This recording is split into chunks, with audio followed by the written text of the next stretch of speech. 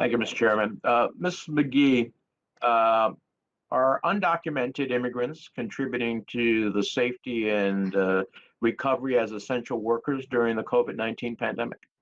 Thank you, Senator. Disproportionately so, yes. In fact, there are probably about 5 million undocumented workers who are essential workers, including 1 million dreamers. Yeah, about 74% of undocumented immigrants are essential workers. Mhm. During the pandemic, undocumented immigrants harvested and served our food, cared for our children and elderly, treated our patients. When we were all told to stay home in order to avoid being infected with the virus and to spread it, they were on the front lines. They were on the front lines. So, if that is the case, shouldn't Congress include undocumented essential workers as part of our effort to end the pandemic? I think this is essential not only to those families, their loved ones, and the communities that they're serving, but to our broader economy. You can't ask the most out of people to serve this country and then give them the least. And in fact, make them invisible as we talk about who the American people are.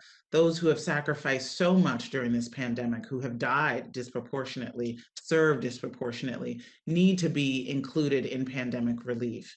This is something that is popular with a majority of the American people.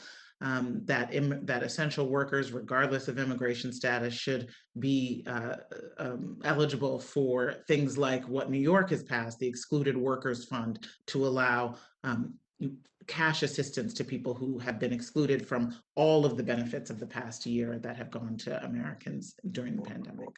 I appreciate that. It seems to me it's not enough to say that essential workers are heroes. Congress has to treat essential workers like heroes.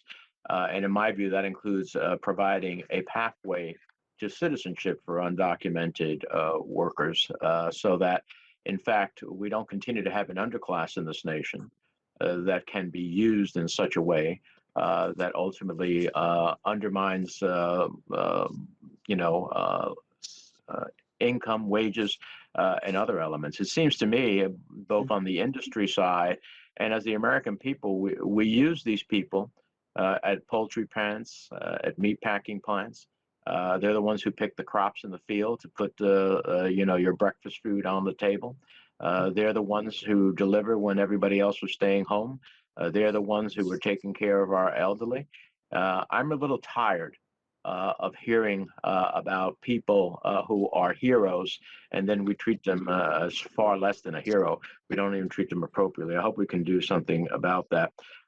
Let me ask you, in the coming months, Congress is going to be working on an infrastructure package.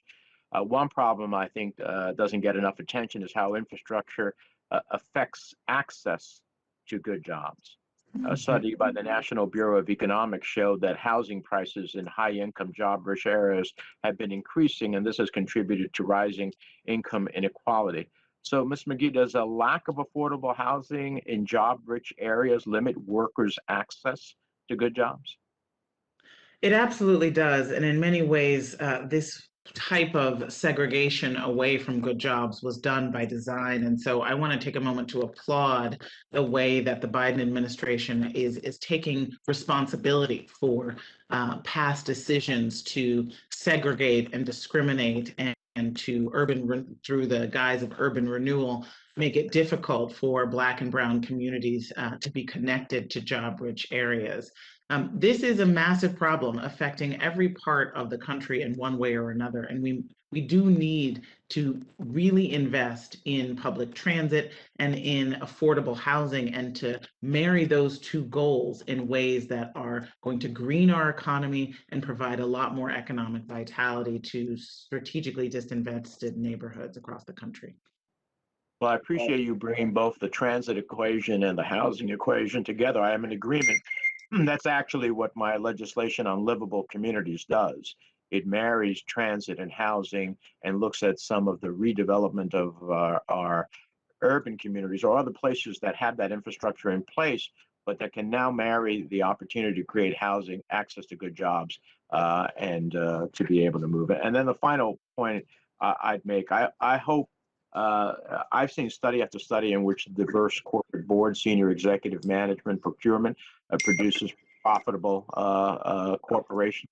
Mhm. It seems to me that having disclosure, simple disclosure of what corporate board, senior executive management status is an important tool for shareholders to make decisions on and for consumers to make decisions on.